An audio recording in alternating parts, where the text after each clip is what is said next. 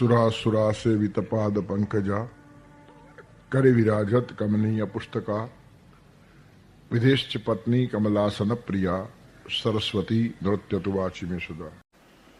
અને એટલે આપણે ત્યાં નાની નાની વાર્તાઓમાંથી પણ આ બધી વાતો સમજાવે છે. હિતોપદેશ ને પંચતંત્ર બધાએ વાંચવા જ જોઈએ. હવે મા બાપ જ વાંચતા નથી તો બાળકો ક્યાંથી વાંચે? એ જવાબદારી મા બાપની છે.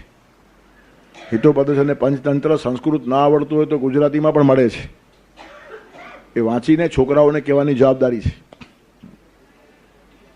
ઘરની અંદર બેઠેલો વૃદ્ધ માણસ છે ને, આ એક ઘરશાળા છે, ઘરની પાઠશાળા છે. અમારું કોઈ સાંભળતું નથી એમ વૃદ્ધો કહે છે, પણ જે છોકરાઓ સાંભળવા તૈયાર છે એની પાસે બોલવા તૈયાર નથી. નથી સાંભળતા તેની પાસે બોલવું છે આપણે, અને સાંભળતા હોય તેની પાસે બેસવા તૈયાર નથી. નાના નાના છોકરાઓ પાસે વૃદ્ધો બેસીને સારી સારી વાર્તાઓ કહે ને તો કેટલું નવી પેઢીનું ઘડતર થાય. સ્કૂલમાં ટીચર અને પ્રોફેસર શું ભણાવે? 100 છોકરા ભેગા બેઠા હોય, પણ ઘરમાં દાદા અને દાદી એક છોકરા લઈને બેઠા હોય, કેવું ઘડતર થાય? Heart two heart speaking, personal touch છે, હ્યુમન ટચ છે. તેથી હિતોપદેશ અને પંચતંત્રની વાર્તાઓ ઘરે ઘરમાં કહેવાવી જોઈએ. બચપનથી જ કેટલા સંસ્કાર દ્રઢ થઈ જાય. એમાં આવી રીતની એક વાર્તા આવે છે. એક ઋષિ નદીમાં ઉભા રહીને સંધ્યા કરતા હતા. એટલામાં એક કાગડો ચાંચમાં એક ઉંદરને લઈને ઉડ્યો તો ઉપરથી. પછી થાક્યો હશે ઉપાડીને, તો અચાનક ચાંચ ખુલી ગઈ ને ઉંદર પડ્યો નીચે, તો ઋષિના હાથમાં આવી ગયો. ધ્રુજતો તો એકદમ, કારણ કે આકાશમાંથી પડેલો. ઋષિ બહુ પ્રેમાળ, કરુણાથી ભરેલા એના પર પાણી છાટ્યું અને જીવાડ્યું અને લઈ આવ્યા આશ્રમમાં. ઋષિના આશ્રમમાં ફરવા લાગ્યો. પછી એક દિવસ પાછો ગભરાઈને ઋષિ પાસે આવ્યો, ધ્રુજે એકદમ. ઋષિ પૂછ્યું, કેમ શું થયું બેટા? તો પેલી બિલાડી બતાવી એને કે ત્યાં બિલાડી ઊભી છે. ઓ, એમાં ગભરાય શું છે? ઋષિએ પાણી લીધી, અંજલિ છાટી. તમ મારજારો ભવ, તું પણ થઈ જા બિલાડી, જા. ઉંદરમાંથી બિલાડી બનાવી દીધી. હવે ડર ચાલ્યો ગયો. વળી થોડા દિવસે બિલાડી ધ્રુજતી ધ્રુજતી આવી તો સામે એક ડાઘિયો કૂતરો ઉભેલો, ભયંકર. તેનાથી ભાગીને આવેલી. વળી છાંટ્યું પાણી ઋષિએ. હા, તમ કુકુરો ભવ, તું પણ કૂતરો થઈ જા, ડરે શું છે એમાં? તાકાત છે ઋષિ પાસે, જેને જેવો ધારે તેવો બનાવી દે. તેથી એને કૂતરો બનાવી દીધો. થોડો છે કૂતરો પાછો ડરી ડરીને આવ્યો, ગભરાઈને.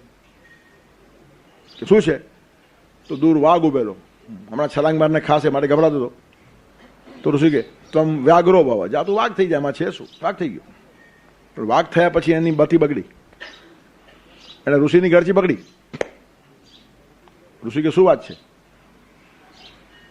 અરે મેં તને ઉંદરમાંથી બિલાડી બનાવ્યો, કૂતરો બનાવ્યો, વાઘ બનાવ્યો, તું મારી જ ઘરચી પકડે છે? એ મને કંઈ ખબર નથી. હું વાઘ છું, તમે માણસ છો, અને માણસ એ વાઘનો ખોરાક છે. આ પ્રકૃતિદત્ત નિયમ છે, એમાં કંઈ ફેરફાર થાય નહીં. ત્યારે હવે મરવા તૈયાર થઈ જાઓ. હવે વાઘને ખબર નહીં કે જે ઉંદરડાનો વાઘ બનાવી શકે તે પાછો વાઘનો ઉંદરડો પણ બનાવી શકે. આ મતી એની ઠેકાણે રહી નહીં. તેથી ઋષિએ પાણી છાટ્યું તો ઉંદર મૂસકો ભવ, જા પાછો ઉંદરડો થઈ જા, તો એ જ લાગનો છે. બિલકુલ આવું જ થાય છે. ભગવાન સામાન્ય માણસને ઉંદરડામાંથી બિલાડી બનાવે, બિલાડીમાંથી કૂતરો બનાવે, કૂતરામાંથી વાઘ બનાવે, અને વાઘ થયો અને દુનિયામાં થોડી પૂજા થવા લાગી કે ભગવાનની જ ઘરચી પકડે, તું કશું જ નથી, હવે હું જ બધું છું. એને ખબર નહીં ભગવાન પાછો ઉંદરડો બનાવી દેશે. તેથી પોતાનો મહિમા વધારનારા માણસો અને ભગવાનનો મહિમા ઘટાડનારા માણસો માટે આ વાર્તા છે. પણ એ વાર્તા વાંચે કોણ, સમજે કોણ? બચપનથી આવી વાર્તાઓ કેવી જોઈએ કે આપણે ઉંદરમાંથી વાઘ થયા છું તો ભગવાનની કૃપા છે. પણ જેની કૃપાથી મહાન થાય ને એની જ ઘરચી પકડે, અને ભગવાનને ઉતારીને પોતે ગોઠવાઈ જતા. પછી ભગવાનને પણ ક્યારેક ભજન ગાવું પડે. માણસો ભજન ગાય, પણ આવા જે ભક્તો ભગવાન થઈને બેસી જાય ને એના માટે ભગવાન ભજન ગાય. થઈને વ્યથિત ગાતા છેલ છોગાડા, છેલ છોગાડા પોતે ગાવા લાગે, વ્યથિત થઈને, દુઃખથી ગાય. થઈને વ્યથિત ગાતા છેલ છોગાડા, ભક્તો થયા છે મારા સાવ ભમરાડા. ભગવાન થઈને પોતે જગમાં ફરે છે, ધર્મના નામે મન ફાવતું ચરે છે. સમજે ન ભક્તિ સાચી, કરે ચેન ચાળા, એવા ભમરાડા. ભગવાનનું ભજન પણ ક્યારેક સાંભળવું જોઈએ. આપણે સંભળાવીએ જ છીએ ખાલી એને. એનું ભજન સાંભળો, શું કે છે ભગવાન? આમ કે છે, કામ કરે ના મોટા બણગાએ ફૂંકે, મળે કઈ મફતમાં તો લાગના એ ચૂકે. ભીતરની રામ જાણે, બહારથી રૂપાડા, એવા ભમરાડા. થઈને વ્યથિત ગાતા છેલ છોગાડા, ભક્તો થયા છે મારા સાવ ભમરાડા. તેથી પરમાત્મા ઉંદરડામાંથી વાઘ બનાવે, અને વાઘ બન્યા પછી આ લોકો ભગવાનને હટાવીને પોતે સ્થપાઈ જાય ત્યાં. એટલે યજ્ઞ ખલાસ થયો, યજ્ઞ રહે જ નહીં. વ્યક્તિનો અહંકાર આવ્યો ત્યાં યજ્ઞ ખલાસ થાય. તેથી દક્ષ પ્રજાપતિનો યજ્ઞ ખલાસ કરીને ભગવાન શિવજી આ શીખવાડ્યું છે. આજનો મહાસંગઠન દિવસ છે, ચિંતનનો દિવસ છે. જેને યજ્ઞ કરવાની પ્રેરણા આપી, પોતે યજ્ઞ છે એમ ભગવાન કહે છે, તે નાશ શા માટે કરે છે યજ્ઞનો? એનું કારણ યજ્ઞ હતો જ નહીં. એક માણસનો અહંકાર ખાલી પુષ્ટ થતો હતો, મારા જેવો દક્ષ કોઈ નહીં, હું બહુ કુશળ છું, હોશિયાર છું. પોતાની જાતને દક્ષ માનનારા માણસો. આ દક્ષ નથી, આ પાગલ છે. અહંકાર જેટલો વધે આટલા આપણે અસાવધ છીએ, દક્ષ નથી. દક્ષ તો એને કહેવાય જે અહંકારને વધવા જ ન દે. જાગૃત માણસ હોવો જોઈએ. આ જગતને અમારું જીવન બેમાં જંગ જે કંઈ હતો જાગૃતિનો હતો, જાગૃતિનો જંગ છે આ. તમે બહારના શત્રુઓથી બચી શકશો, અંદરના શત્રુથી બચવું મુશ્કેલ છે. અહંકાર તમારો અંદરનો શત્રુ છે, તમને અંદર જ ખલાસ કરી નાખે. આળસ તમારો અંદરનો શત્રુ છે અને ત્યાં જાગૃતિની જરૂર છે. પણ આપણે દુનિયાને છેતરવામાં દક્ષ છીએ, એનો આનંદ અનુભવીએ છીએ. દક્ષતા આમાં નહીં હોવી જોઈએ. આપણે અહંકારથી છેતરાઈ ન જઈએ, આળસથી ભરમાઈ ન જઈએ, તેના માટે જાગૃત રહો.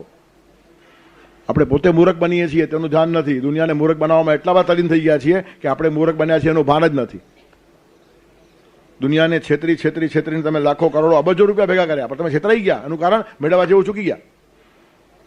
બહાર હાથ મારતા રહ્યા અને અંદર બધો હાથ સાફ થઈ ગયો. તેથી કહેવાનું તાત્પર્ય શું છે? દક્ષતા ક્યાં હોવી જોઈએ? તેથી જીવનની અંદર વ્રતની આવશ્યકતા છે. વ્રતે છું ઘણા માણસો હોય, વ્રતની ઈચ્છા રાખે, પણ વ્રતનું પાલન કરવું અઘરું છે. આપણા હિતોપદેશ ને પંચતંત્રમાં નાની વાર્તાઓ આવે છે. વાર્તાઓ પશુ પક્ષીની હોય, પણ શીખવાનું આપણે હોય.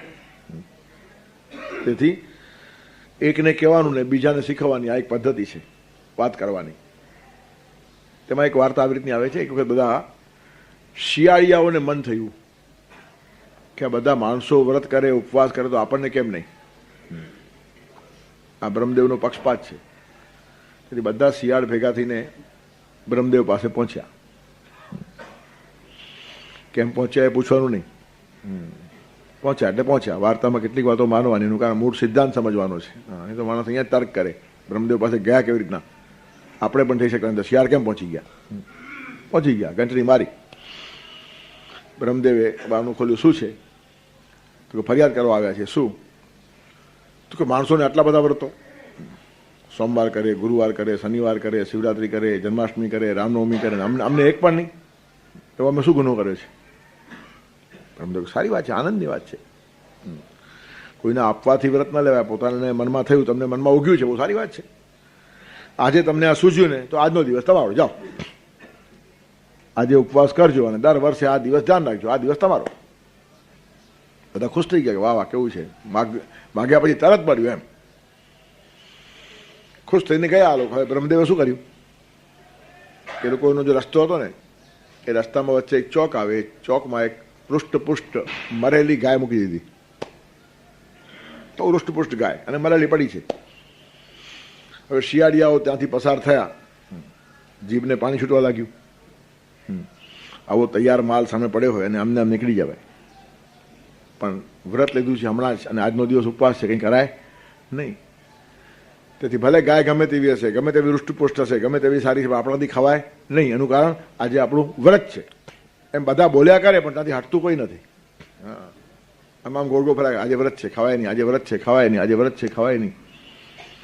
એટલે માનસિક ઢીલા થયેલા પણ શરીરથી માન પકડી રાખેલું. બરોબર છે ને? મન ગયા તો જાને દે, મત જાને દે શરીર. મન તો ખાવાનું થઈ ગયું, પણ હવે ન ખાઈએ તો કમસે કમ વ્રતનું શાબ્દિક પાલન થશે. પણ કેટલાક જોવાની ઓછી રહી ગયા કે નહીં હવે એમાં શું ફરક પડે છે, ખાઈ રાખીએ. આવું કંઈ ઘડી મળે છે મિજબાની? વ્રત વળી બીજે ક્યારેક કરશું. ત્યારે વૃદ્ધો કહે છે કે નહીં, એમ નહીં, વિશ્વાસઘાત કહેવાય, વચન ભંગ કહેવાય. હમણાં વચન આપીને આપણે આવ્યા છીએ. તમને ખાવાનું મન થયું છે, અમને પણ થયું છે. તમે જરા જુવાન છો એટલે ઉતાવળિયા છો, અમારો પણ મત તો એ જ છે. પણ તમે વ્રત તોડી નાખવાની વાત કરો છો, વચન ભંગ કરવાની વાત કરો છો. અમને બીજું સૂઝ્યું છે કે આપણે પાછા બ્રહ્મદેવ પાસે જઈએ ને આમ કહીએ કે આજનો દિવસ અમને અનુકૂળ નથી, એટલે એમની પરવાનગીથી ફેરફાર કરીએ એમ. તો આ વાત બરાબર છે. બધા શિયાળ પાછા આવે ને પાછી ઘંટડી મારી. બ્રહ્મદેવને ખબર હતી હમણાં આવશે. એ તો ઓળખે ને કેટલા લેવલમાં છે આ બધા. કેમ શું થયું? તો કે આજનો દિવસ અમને માફક આવે એવો નથી. કેમ શું થયું? આ મસ્તું ખાલી બીજી વાર ક્યારેક રાખીએ એમ. આ બહુ ઉતાવળ થાય છે, આજને આજ કરી નાખ્યું એમ કે ઠીક છે તો પછી બીજી વાર તમને વળી પાછો વિચાર થતા આવજો, આજે તમે મુક્ત જાઓ. ત્યાં ગયા તો ગાય ગાયબ, કારણ કે માયાવી જ ગાય હતી. બ્રહ્મદેવે પરીક્ષા કરવા માટે મૂકેલી, બધા શિયાળિયા નાપાસ થઈ ગયા. ત્યાં આવ્યા તો ગાય નહીં. બધા કહેવા લાગ્યા હોતી હોતીને ક્યાં ગઈ? હમણાં તો હોતી, હમણાં તો હોતી. તે હજી શિયાળ હોતી હોતી જ બોલે છે રાતના, તમે સાંભળજો અવાજ આવે ને હોતી હોતી, હજી પેલી ગાય ગોત્યા કરે છે. એનો અર્થ વ્રતની ઈચ્છા કરી પણ વ્રતનું પાલન થતું નથી. આપણે ઘણા વ્રત લઈએ છીએ પણ એમાં ટકી શકતા નથી.